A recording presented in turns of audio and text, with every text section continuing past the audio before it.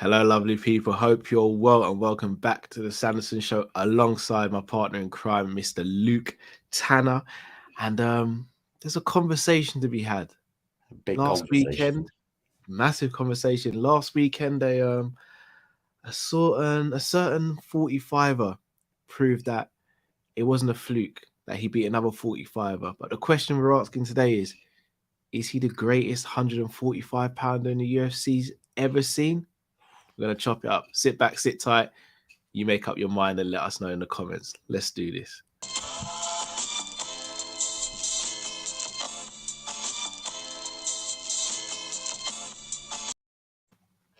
Lukey. So obviously, we watched. Let's be honest. Nothing short of a masterclass when Alexander Volkanovski, the great, dismantled Max Holloway. Never seen that before. Living up to his name. Cut him up, beat him up, won every minute of every round, and solidified himself as the best featherweight on the planet. But we know that's modern day. Is he the greatest of all time, though? So, in order to have a look at this, we've got to look at four people in total. So, Alex Volkanovski is one of them. Max is one of them. Mm-hmm. The other two, Conor McGregor and Jose Aldo. Big topic. But what I want to do first and foremost, Luke, is I want to show you their records. Because what can happen sometimes is we see a performance like we saw at the weekend and we think, yeah, he's got to be the GOAT because he's the most recent. Yeah. So what I'm going to do, I'm actually going to start with Jose Aldo. I'm going to look at his featherweight record. Featherweight record. So you should be able to see that on the screen if I'm not mistaken. Yep. So his last featherweight bout was against Volkanovski. So before that, he went on an absolute tear.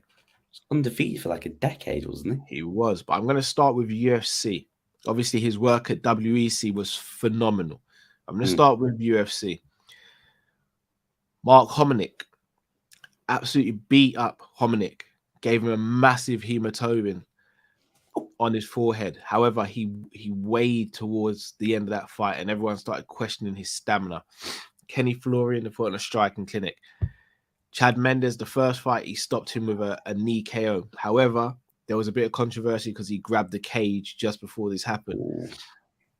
Frankie Edgar won on unanimous decision. Korean Zombie, he won against him via TKO. However, Korean Zombie did dislocate his shoulder in that fight. Lamas, unanimous decision. Chad Mendes was a fantastic fight and he won the unanimous decision. Then comes Conor McGregor. 13 seconds knocked out. We're going to speak about Conor in a minute, though. Yeah. Frankie wins, then goes on to lose twice to Max, both stoppages, then stops Jeremy Stephens with a fantastic body shot and then subsequently finishes him with strikes. And against Renato Moicano, beat him in Brazil with, again, another barrage of strikes. Now, Jose Aldo is automatically seen as the GOAT in featherweight. And when you look at his resume, you look at some of the names on there, and they might not be the most glamorous, but Kenny Florian was one of the top featherweights at the time. Chad Mendes was first ranked. Edgar was then first ranked after he beat Mendes. The Korean Zombie before he went off to serve his country. Again, within the top 5 when he fought. Again, same with Lamas. Same with Mendes, and obviously he ran into Conor McGregor. Aldo's record is very, very underrated in my opinion. But again, it's because it wasn't so recent. So what I'm going to now do is share Conor McGregor's record. The Notorious. So again, going to start from UFC. Came through like a wrecking ball, like Miley Cyrus, Marcus Brimmy. 60 G's, baby. The interview that everyone remembers. Then Max Holloway. So early in both their careers, but again, absolutely beat Max Holloway and actually beat him while tearing his ACL in the second round. Then he recovers from ACL surgery and rehab and comes back and destroys Diego Brandao in Ireland. Oh, days. One of the greatest scenes you've ever seen. And the subsequent call-outs and interviews, etc., really put him on the map. Then he had the big fight with Poirier and again stopped him in round 1. Dennis Seaver stopped him in round 2. Mendes on short notice 2 weeks. Beat him in 2 rounds. Then the KO that everyone will remember against Jose Aldo. And that was it. So all in all, Conor fought 1, 2, 3, 4, 5, 6, 7 featherweight bouts. But he rose and he beat the champion. At the time, he was seen as unbeatable. Yeah. Pound for... I think, where was he on the pound for pound list, Aldo? Aldo was second, either first or second at the time. Second, probably behind Jones. Yeah. Right. Now I'm going to share Mr. Blessed himself. The Blessed Express. Choo-choo. Now, his record, he's pretty much been in UFC as long as you can remember. Yeah. Lost to Poirier. His debut was against Poirier in the UFC. Let that sink in. And he was, what, 21 maybe? I think it was 20. That's crazy. So I'm going to skip a little bit because obviously I'm going to start from the Conor McGregor fight, which he lost after the Bermudez one, which was a split decision, and many thought he won. Yeah. Andre Feely, Clay Collard, Cole Miller, who was actually scheduled to fight Conor and pulled out, Cub Swanson, Charles Oliveira, even though Oliveira actually got injured in that fight. Yeah, that one Jeremy was a bit of an odd fight. Yeah. Jeremy Stevens, Lamas, Anthony Pettis, who at the time was one of the best in the world, Aldo twice back-to-back, then Brian Ortega.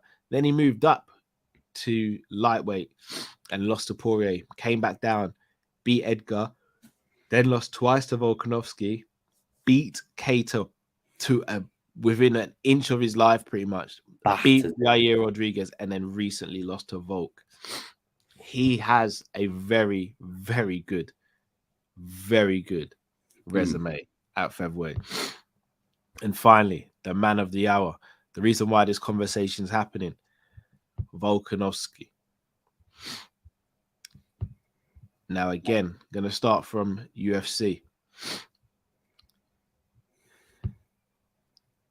Again, not the biggest of names until he gets to Chad Mendes. I mean, Darren Elkins is a good win. Yeah, it's a bit of a, I would say, a cult hero. Yeah, but the Mendes fight put him on the map. Then the Aldo fight, he went to Brazil and beat Aldo in Brazil. That takes cojones. Then he beat Max back-to-back, Brian Ortega in a fight that everyone will remember, Korean Zombie, and then most recently, Max. So, Luke, we have the unenviable task of actually depicting this. So, here's the thing. If you're judging the amount of victories in the featherweight division, you've got to look at Aldo and Max. Yes. But then if you're looking at the caliber of fighter, arguably you've got to look at Conor, to be fair, in the lead up to winning the belt. Oh, so tough. Then you've also got to look at title defenses. Aldo does have the most title defenses, but you'd argue. But would you argue that he never had to rematch anyone? A couple, well, I won't say a couple. The Korean Zombie one was, one of those where Korean Zombie picked up an injury. Yep. And then you think, are the names as glamorous, and did he stop any of them in an exciting way? Well, do you have any exciting fights? Because quite the second Mendes one, I'd say. Yeah. I'd say definitely the second Mendes. But then you look at fights between all of them. Conor's beaten Max and Jose. Volk has beaten Max and Aldo. Volk and Conor have never fought. Yeah. We might see that one down the line. We never know. So here's the thing. This is where I'm struggling to, because Aldo on paper, in theory, is the guy. Yes. But as we said, He's lost to all three of his GOAT competitors. Got KO'd by 3 of them and got pretty much devastatingly beat up by Max twice and KO'd by Conor in 13 seconds. And then got mentally like that whole press conference, the whole year, he just mentally broke him in such a way that it was so fun to watch. But my God, he probably wanted to rip his head off, and then the left-hand shot. But this is where you have to admire Aldo as well, because look how he's bounced back from it. Nothing short of incredible. Yeah, and now what's he going to do? He's going to go. He's currently at bantamweight, trying to get another title shot. Yeah, which he could get.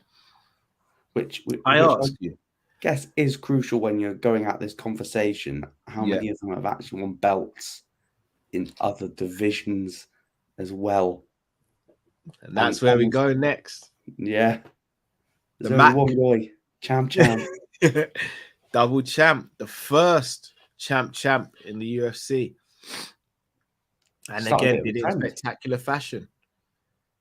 The only one of those three to have UFC knockouts or TKOs in 3 different weight divisions. Yeah. The only one of those to fight in 3 weight divisions in the UFC and register wins in all 3 divisions. That's crazy. So, I mean, how far does this go? Do we just judge them based on featherweight, or do we have to judge their overall UFC career? Because if that's the case, Conor's got an argument. But at the same time, Max went on absolute tear, won the belt and defended it. Volk is in the middle of his title defenses. Volk's in his prime. He's in his prime at the moment. Pound for pound number 1. I still have Kamaru number 1. Yeah. He's arguably up there pound for pound number 1 or 2. Either way, you're not going to get a proper argument out of me if he's 1 or 2. Yeah. It's just, it's really difficult because they've all got their own right to be at the top. Precisely. But they've also got massive red flags to go, should you really be at the top though? All right. So I'm glad you mentioned that, Luke. Yeah. What are the red flags you'd say? Because obviously the red flag for Conor straight away is no title defenses at 45. No title defense, sort of bounce straight away. I'm trying to think. Aldo.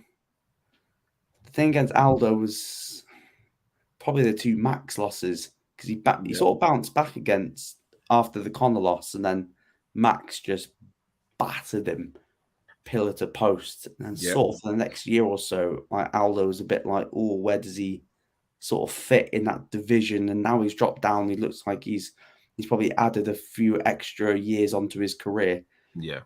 And when you look at Max, his legacy is going to be defined by the Volkanovski trilogy, where you could arguably say for me, he won the second fight in my eyes. I thought Max did win, but the third fight was just it was a shutout, absolute beating. And then you hear that Volkanovski said, in the second one, you started to test him in the middle of the night, and that's why his performance looked sloppy.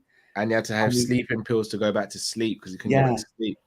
And then when you hear that, and then when you rewatch that fight, you go, it did look like a little bit foot off the pace. And the fact he waited until he definitively proved it, I am the guy. It was different level at the moment. So difficult, man. I ask, Conor McGregor in his prime at featherweight versus Volkanovski in his prime at featherweight, which I think we're seeing now. Who do you back in that fight? Jeez. Conor's takedown defense at featherweight was super underrated. Yeah. But no one got close enough to really try and take him down. Only Chad Mendes. And even in that fight, but Mendes couldn't really hold him down. Conor just plus he came into that fight with a knee injury as well. Yeah. Volkanovski's pressure, though. The pressure just to keep on going forward, and plus that rugby league level chin. Those Australians, they don't know when to quit. Scrap your jiu-jitsu, your wrestling. You just play rugby league down under. Then you'll have a granite chin. A granite everything. And the fact that Volk broke his left hand in the first round in that trilogy fight was right? like, oh my God, there's nothing this man can't do. But Conor had the touch of death at Yeah, 44. oh no. It's just a shame that we're never probably going to see that fight. And if we do ever see that Volkanovski Conor fight, it's not going to be the best version of Conor. No, it won't be. Which is such a shame.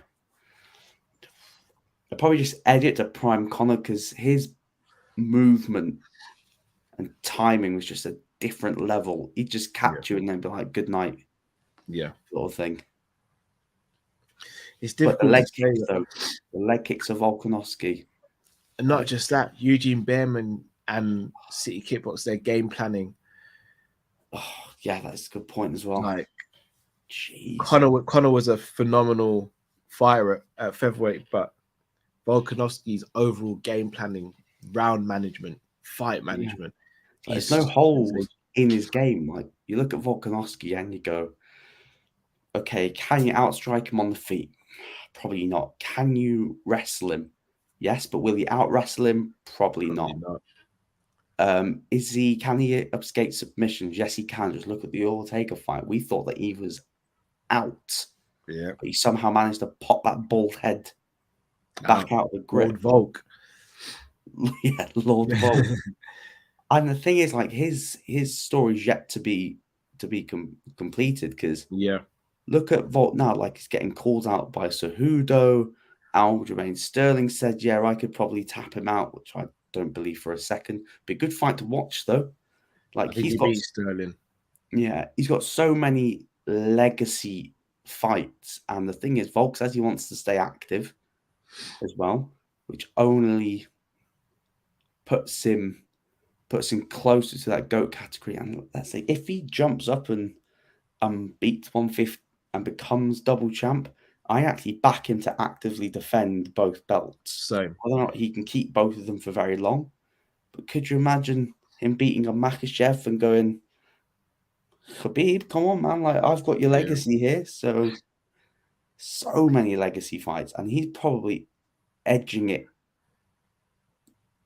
He's probably edging it for second. He's definitely second for me. So another question then. If he was to go up and do 55 and become a champ, do you think he just definitively puts the GOAT conversation to bed? Like, it is him. If he successfully defends both belts and doesn't hold up the division like McGregor did when he won it, then yeah, I think he does. Because he's that type of guy. Like, how old's Volk? 33, 34? He's in the prime of his career, and I reckon he could do, I'm about to say he could do a quick turnaround, but he has broken his hand, so you probably won't see him for the back end of the year. So yeah, probably, yeah.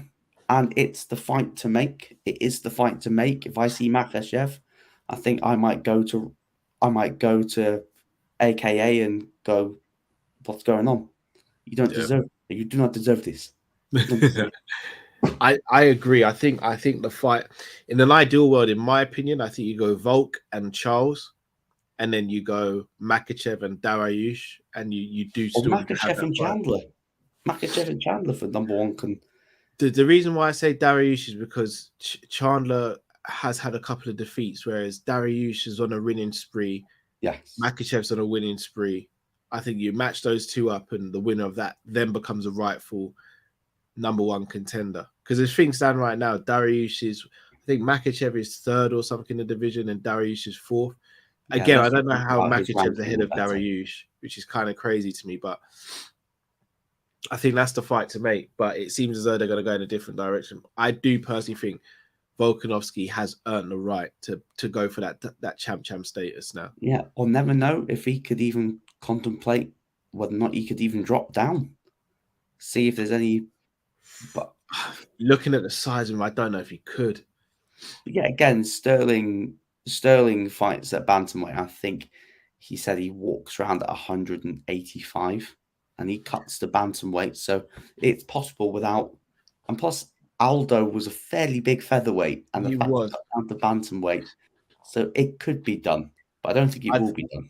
I think it'd be more detrimental to him going down to 35 though, because he'd have to he'd have to change his body to do that. He'd have to really slim down a little, and then he'd have to pack back on the muscle. I think he would hold up the 45 division if he went to 35, whereas if he went to 55, I don't think he would. It'd be similar to what Max did when he fought Poirier and then came straight back down and fought Edgar. Yeah. Max is, don't know where he goes. He's like lost. So I have a little theory for Max. He can join Robert Whittaker, Dustin Poirier in like the #1 contender forever. But here's the thing, I don't think he has to. I think Max is at a point now where he can just do fun fights now. I think he can go and fight the likes of Gaethje if he wants to, Poirier again if he wants to. I don't see Poirier. Chandler, McGregor, Tony. I think he can do that at 55 now without anyone saying, "Oh, well, you're leaving the division." Like he effectively cleared out the division before Volkanovski did, and then when Volkanovski cleared him out, and then when Volkanovski became champion, he said, "Right, I'm going to clear out the next guys in line again anyway, and still keep pace." But obviously, Volkanovski was a step too far. I think Max has to go for the fun fights now, the money fights, and it'll be interesting to see how he deals with the 55ers. Yeah, because Max is, if you talk about big, like he walks around like 190, he's a big featherweight. He is.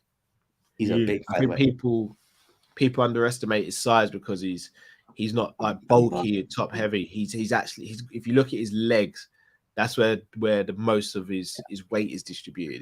He can take some time out now because that was a bad cut on his eye. Fair play to the doctors. Well, the cut man should be getting an extra, a little bonus from Max because he kept him in that fight. Agreed. So I'm going to press you for an answer before we take this out, Luke. Your featherweight goat as things stand right now. Who is Jose Aldo.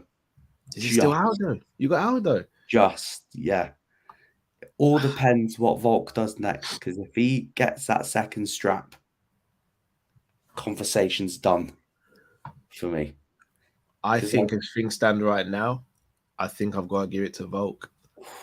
I know it's so tough. I know it probably shows recency bias as well. I just think the win over Aldo and Max, they just edge it. They make him go over the edge for me. Yeah, I can definitely see the reasoning. I just feel like that. Just the title defense is at featherweight, but if Volk can add a second belt and defend both belts as well, then he goes up there. So he's got a little bit more work to do, but he's so close. And then it's Max third. Sorry, Conor fourth. Because Conor sort of got his belt on and bounced quick. I don't know. I'm struggling to rank them. If I'm going to be honest, I'd probably go Volk. Then I'd probably go Max. Then Conor. Then Aldo. I know it's very controversial. Aldo lost to all three of those guys. Oh, no. And I would argue he never had a formidable #1 contender like what Volkanovski's had in Max maybe Holloway. I'm just too sentimental. No, it hurts me to do it because Aldo, he changed what it was for the lighter weight opponents. Like he came in and was just phenomenal. But I think the Volk we're seeing right now, I think the only person that I doubt he beats in their prime is probably Conor, because we've effectively seen him beat everyone else. Yeah. Maybe Aldo wasn't in his prime, but Conor beat Aldo in his prime, in my opinion. Yeah. And we pretty much saw Volk just dismantle prime Holloway. Yeah. Yeah, well, at least Max still got that granite chin. He has. I don't think that will go. I thought it was going to go this weekend and it didn't. So kudos to him. Yeah. But people, there you have it. Make sure, first and foremost, you like the video and subscribe if you're new. Make sure you also check out Luke's channel. The link to his channel is in the description. And let us know in the comments below, who is your featherweight GOAT? Is it Jose Aldo, Max Holloway, Conor McGregor, or Alexander Volkanovski? Guys, really appreciate you watching this. Would love to see your opinions. Until we see you next time, take it easy. We will thank you for watching.